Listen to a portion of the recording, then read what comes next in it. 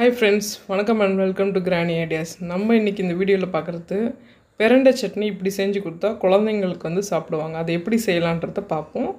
First நம்ம என்ன பண்ணலாம் அப்படின்னா கார்டன்லேருந்து பெரண்டை வந்து ஃப்ரெஷ்ஷாக எடுத்துப்போம். ரொம்ப காஞ்ச மாதிரி இருக்க பெரண்டை தேவையில்ல. ஃப்ரெஷ்ஷாக இருக்கிறது நுனியில் இருக்கிறத நம்ம கட் பண்ணி எடுத்துக்கலாம்.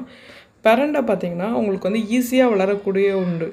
இதில் நிறைய டிஃப்ரெண்ட் வெரைட்டிஸ் இருக்குது. பட்டை பரண்டை உருட்டை பரண்டை அப்படின்னு சொல்லுவாங்க. நிறைய இருக்குது. அதில் ஏதாவது ஒரு டைப் நீங்கள் வீட்டில் வச்சுருந்தீங்கன்னா கூட அது நல்லா கால்சியம் கொடுக்கும். அதனால் நம்ம எப்போ தேவைப்படுதோ அப்போ நம்ம செஞ்சுக்கலாம்.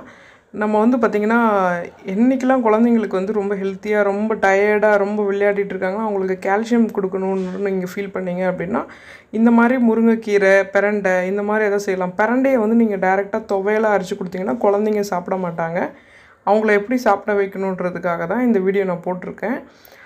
இந்த பிரண்டையை வந்து பார்த்திங்கன்னா ஃப்ரெஷ்ஷாக இருக்கும். அதை நம்ம வந்து இந்த தோலெல்லாம் சீவி எடுத்துடணும். தோலெல்லாம் சீவி எடுத்துகிட்டு உள்ளே இருக்க அந்த லேயரை வச்சு மட்டும்தான் நம்ம செய்யணும். தோலோடு செய்யும் போது கொஞ்சம் அரிப்பு வரும். இதை கட் பண்ணுறதுக்கு முன்னாடி வந்து பார்த்திங்கன்னா கையில் வந்து நல்லெண்ணெய் தடவிக்கோங்க. நல்லெண்ணெய் தடவிட்டிங்க அப்படின்னா உங்களுக்கு அந்த அரிப்பு வராது. ஏன்னா அதை க்ளீன் பண்ணி எடுக்கும் போது பார்த்திங்கன்னா வந்து கையெல்லாம் ஃபுல்லாக வந்து அரிப்பு வரும். அதாவது ரொம்ப இச்சிங்காக இருக்க மாதிரி இருக்கும். அதுக்காக வந்து நம்ம என்ன பண்ணணும்னா பிரண்டையை வந்து கட் பண்ணும் போதே செடியிலேருந்து கட் பண்ணும் போதே நம்ம வந்து கொஞ்சம் ஆயில் தடவிக்கிட்டோம் கையில் அப்படின்னா ரொம்ப நல்லது. அதே மாதிரி அதை ரிமூவ் பண்ணி எடுக்கிறதுக்கும் ஆயில் வந்து யூஸ் பண்ணணும்.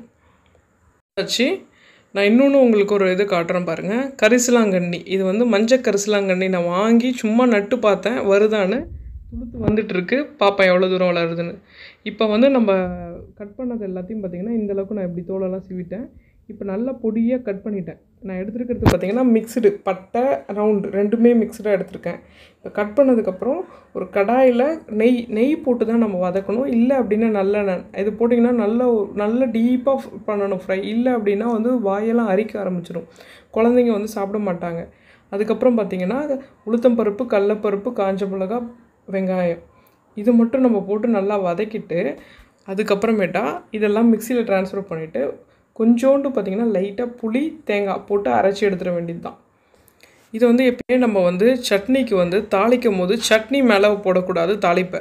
ஏன்னா அதில் இருக்க நல்ல ஒரு இது வந்து பார்த்திங்கன்னா நம்மளுக்கு வராது. கெட்ட கொழுப்பு மாதிரி ஆகிடக்கூடாது. அதுக்காக என்ன பண்ணணும்னா ஃபஸ்ட்டே வந்து நம்ம தாளித்து ஒரு கிண்ணத்தில் எடுத்து வச்சிடணும். அதுக்கப்புறமேட்டா நம்ம அரைச்சி வச்சுருக்கிறத எடுத்து மிக்ஸ் பண்ணிக்கணும். Granny Ideas.